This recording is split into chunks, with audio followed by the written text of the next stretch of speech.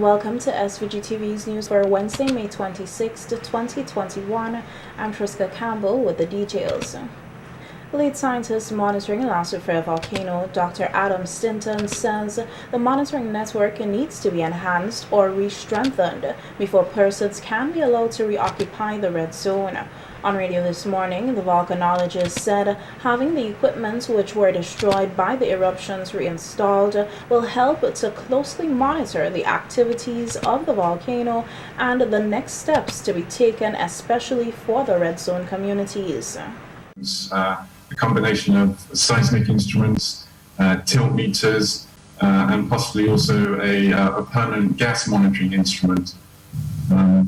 So we need to be able to get those instruments in, have them up and running, and get the data back to the observatory in real time in order for us to start to consider the next stage of the reoccupation of the northern part of the island. It's important that we have as strong as possible a monitoring network in order for us to be able to pick up even the smallest indication that something may be changing within the volcanic system. The lead scientist said that a technician from Trinidad and Tobago has arrived in the state but is still in quarantine, and in the meantime, a team has been put in place to improve the monitoring network. That is the first stage in the process of getting these new instruments in or repairing the current ones. We actually have 2 team members out in the field today. They are heading up to the windward side to check both access and site conditions for at least 2 new sites for new instrumentation. So obviously ensuring that there is good access and also good power and communication supplies is critical in order for us to be able to reinforce our current monitoring network. Meanwhile, Dr. Stinton said low earthquake events continue to be recorded from the volcano. However, there is nothing to be alarmed about. He said gas measurements which were taken on Tuesday also showed that nothing much has changed. Continue to be low. We've had literally just a handful of earthquakes in the last 24 hours. I believe it's around 10 events in the last 24 hours or so. And we've had persistent steaming that has been visible from the observatory over the crater rim. And we actually had some gas measurements carried out yesterday afternoon with help from the Coast Guard. And that yielded a measurement of 463 tons of SO2. The volcanologist says that it will take some time to have the monitoring equipment reinstalled. The Seismic Research Center says the volcano continues to be in a state of unrest and that the escalation in activity can still take place. With little or no warning, the volcano may resume explosion with less than 24 hours of notice. The alert level remains at orange. Meantime, Prime Minister Dr. Gonsalves wants police officers at the checkpoints leading to the red zones to be more strict in screening people entering and leaving. Speaking on radio today, the Prime Minister said that persons continue to frequent the red zone, which is not encouraged at this time for many reasons, and the police need to be more forceful in executing their duties. Particularly on a daily basis, now even at this time. Yeah, but the Commissioner of Police has clear instructions to stop such persons going up into the red zone. There's no question. Those are clear instructions. So if those are not carried out, that's a failure of policing. And I know the Commissioner will be listening. And we cannot have a failure of policing. If a person is going and they have a limited operation, a limited time, you go in and come out to help to clean your house roof, and so on. Police determines that. That's fine. But if you're just a meddlesome matty, to use a generalized expression, you can't allow it to go. I mean, it's simple as that. And they have to be forceful. In other words, the police officers down at Raboka, can't just be a kind of just wave you on and let you go. It can't be that. Otherwise, that's a waste of time policing. Acting Prime Minister and Area Representative for North Windward, Montgomery Daniel, has paid several visits to the affected communities in the area. And on radio today, Prime Minister Gonsalves questioned him about the effectiveness of the checkpoints. Yeah, but is the checkpoint effective? Well, that's the question that is being... No, that's why I asked you. Yeah. If it's not effective, we say it's not effective, and that it must be made effective. Because the commissioner may well be given the appropriate instructions, and those are not being carried out. The fellas on the ground deciding that they do it how they want, but they can't do it how they want. Well, Prime Minister, of course, there can be some improvements in terms of the operations there. There's no doubt about that. But I can't instruct the police as to how to do their work. No, you can't instruct the individual police. But this is a policy issue. So, but you can say to the Commissioner, the policing has been lax. We have to tighten it. And you discuss from a policy standpoint the parameters, the actual carrying out the tightening. That's the business of the police itself. The police themselves. All right? But what I'm saying is this. And cleaning has commenced in the red zone south of Rabaca. The acting Prime Minister said that the focus currently is to get those areas clean of ash, after which the cleanup exercise will move further north in the red zone. The Nemo's meeting yesterday, that we looked really at ensuring that there is much more concentration of the cleaning below the river and south of Chateaubriand, to the extent that once we are getting the people back in, we want to make sure that those areas are clean. That makes sense. Than going into the red zone at this time to do any work. That makes sense. Fine. That makes a lot of sense. Fine. So our concentration on the next 2 weeks, basically, is really going to be south of Rabaca and of course into Fituse as well. Yes. Comptroller of the Inland Revenue Department, Kelvin Pompey, has revealed that more than $1 million is owed in property taxes by homeowners of the red and orange zones. Pompey said in a recent analysis it shows that there were more than 5,000 properties from these zones registered with the department. From our analysis of the information, there are some 5,363 properties, that is physical structures, that are in the area classified as red and orange. And we know these are the areas that essentially have been impacted by the volcano. Annually, we collect about $250,000, $250,000 or so. Yearly from these 5,000 properties. Additionally, from this area, we have about 1,200,000 outstanding in arrears, of which 637,000 is interest. The Inland Revenue Department Comptroller said given the devastation in these zones, it would mean that the billing of property owners in these areas is unlikely at this time. So I think the question is to be asked, to what extent this year we send out bills to properties that have been impacted by the La SOUFRIERE eruption, and especially to those in the red zone that we know may have sustained damage.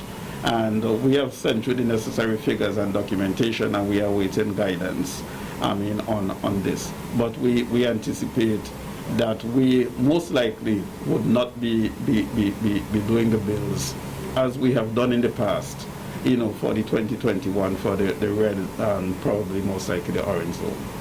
It was, however, noted that it is a policy matter and a decision will have to be made by the government. That also we may see, and it's a policy issue. That's why I'm not being there. I think we would be given the necessary directive, because you do have persons who are Right now, they are economically down financially, and I think any relief that the state can give, I think, would help in the recovery process. So I'm confident that this is being considered at the level of policy. The St. Vincent's and the Grenadines Co-operative League Limited today donated medical, safety and other general supplies to the National Emergency Management Organization, Nemo. Speaking at the handing over ceremony, President of the Co-operative League Limited, Harold Lewis, said that with collaborative efforts from other credit unions locally, regionally and internationally, the SVG Cooperative League Limited was able to provide $118,000 worth of supplies for 132 households displaced due to the volcano eruption. It should come to no surprise that the global credit union community came together in true cooperative solidarity to help Vincentians in need. That's what we do. The supplies and donations we raise in keeping with the needs list and the guidance provided by the National Emergency Management Organization, Nemo.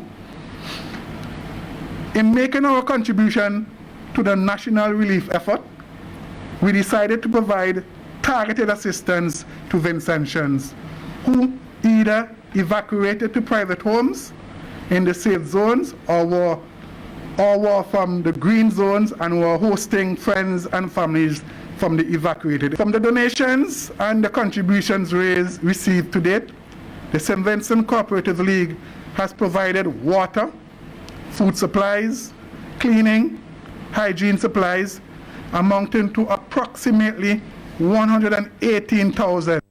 Director of Nemo, Michelle Forbes, thanked the SVG Cooperative League and its partners for their donation.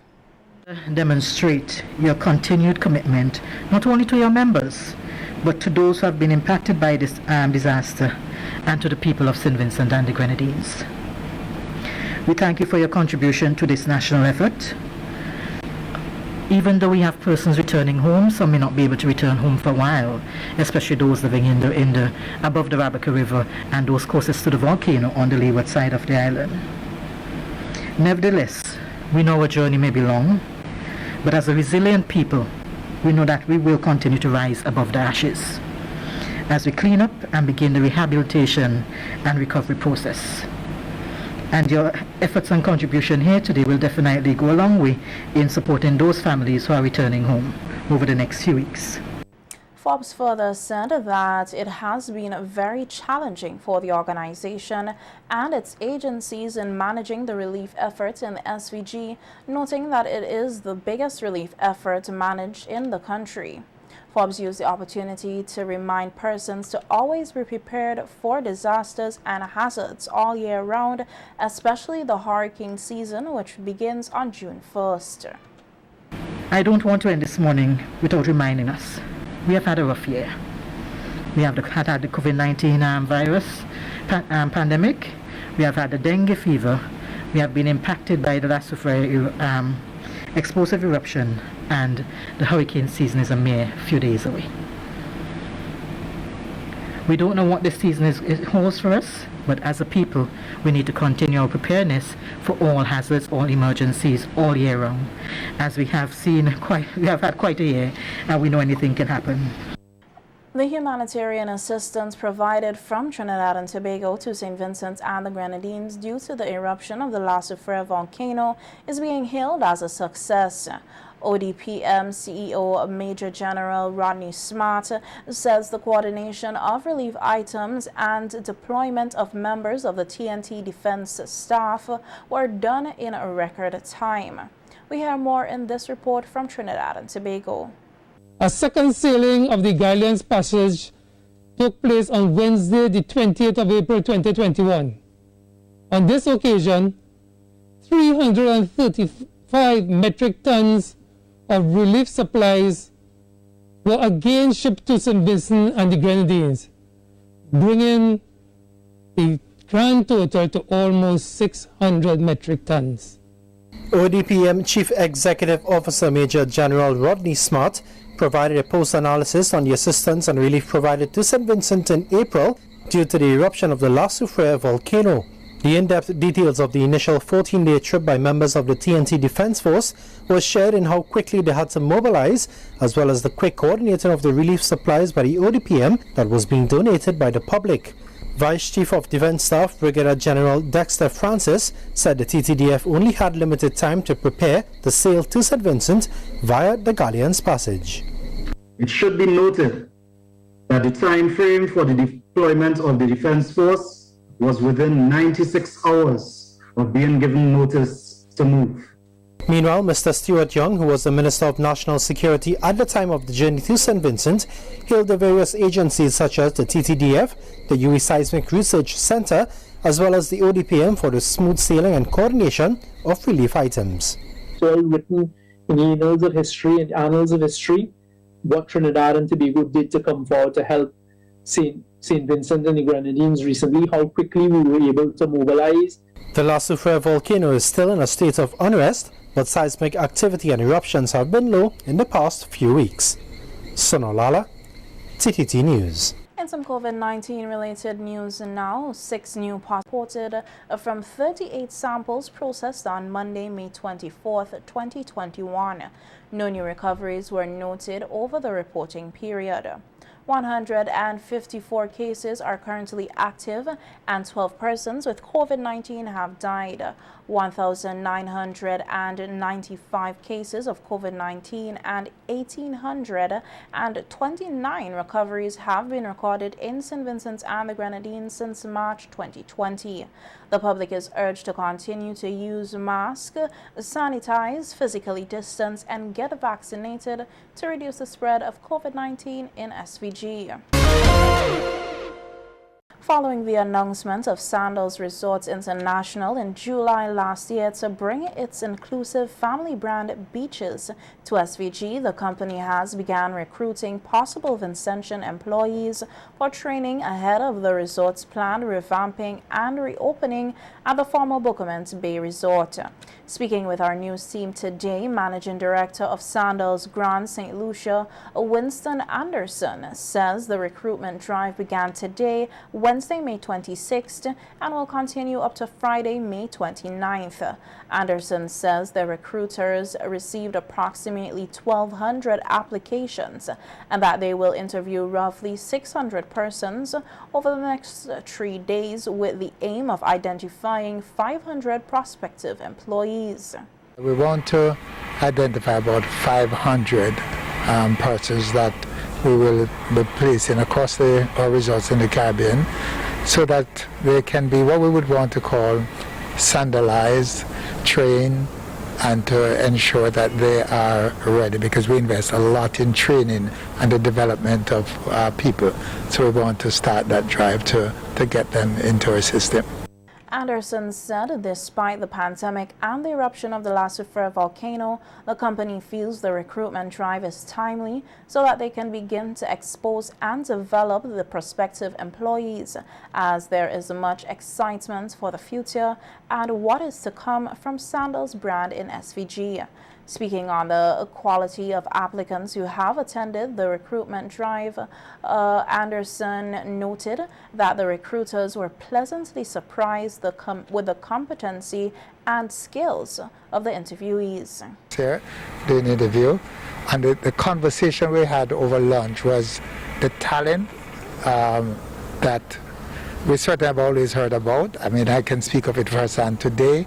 The talent that we've seen, the personalities, the attitude, there really has been some quality folks. I think the tough decision that is going to be there is how do you select the best from the best. And we're just excited about it. And one of the things that I noticed, certainly in interviews, we all said it, is the multi-skills, the multi-talented folks that we've seen.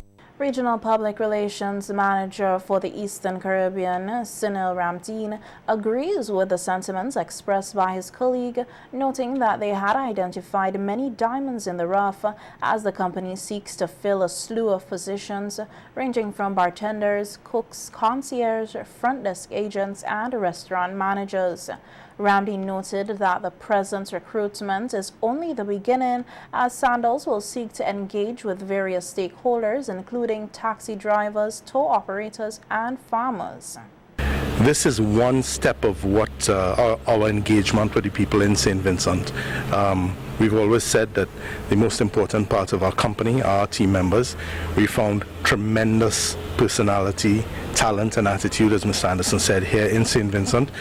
But we also a company that engages with all stakeholders. So we're really excited about coming back and meeting some other persons as well, suppliers, taxi drivers, tour operators, farmers, craftsmen, because we really want to be a holistic partner to St. Vincent, and we're looking forward to a few more of these trips. Wonderful. St. Vincent and the Grenadines will become Sandals' fourth beaches location, with sister resorts in Jamaica, Turks and Caicos, and the Bahamas. The COVID-19 pandemic has helped to normalize virtual learning for parents, students, and teachers alike. As this new frontier in education continues to break ground, STEM SVG has been using their platform to service non-traditional students, such as Yannick Charles, a wheelchair-bound young man. Speaking with SVG-TV News today, Education Officer for Special Education, Aretha Charles, said many disabled persons on the island, especially those who are physically challenged, have had their education interrupted due to the lack of access at many of the educational institutions. She said having a virtual space for the learning allows these persons the opportunity to access the classroom comfortably. With disabilities, especially with a physical disability, it becomes a problem accessing education. With an online program that takes care of the barrier to the building, entering the buildings, so you can access your education in your own space, at your own convenience. For example, we have Mr. Yannick Charles downstairs, and we don't have the manpower to move him upstairs. So that alone tells you how important it is to have an online platform like STEM SVG. Charles said the application also extends beyond persons with disabilities and includes adult learners who may not be able to access traditional classrooms due to personal responsibilities. Also highlighting the many advantages of virtual classroom was Uterus Gums, director of the STEM SVG, an online summer program that has blossomed into a full-on virtual platform for all learners, young or old, with the desire to achieve an education or supplement their regular classes. Gums told our news team that the virtual platform affords educators the opportunity to improve their courses with direct feedback from their learners, thereby helping to reduce the school dropouts.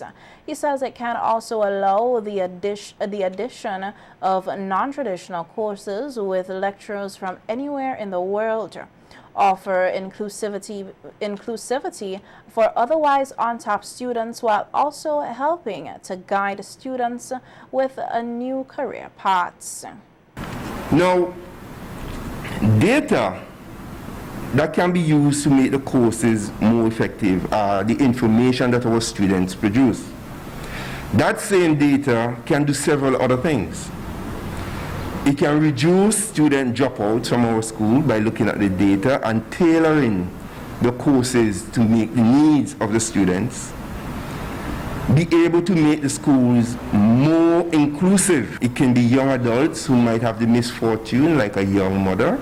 It could be persons who have to, one way or the other, support the family by walking. It also allows for better management of curriculum by the ministry. It allows our schools to have that unique opportunity to transcend the restrictions of their concrete confines and be more accessible to more students. The implications of the virtual classroom are far-reaching, according to GUMS, noting that schools and educators no longer need to limit themselves to four walls. Education Officer Aretha also noted that the virtual platform is an excellent tool for students on the autism spectrum, as it allows them to stay in a familiar environment while being taught, which helps to ease some of their challenges.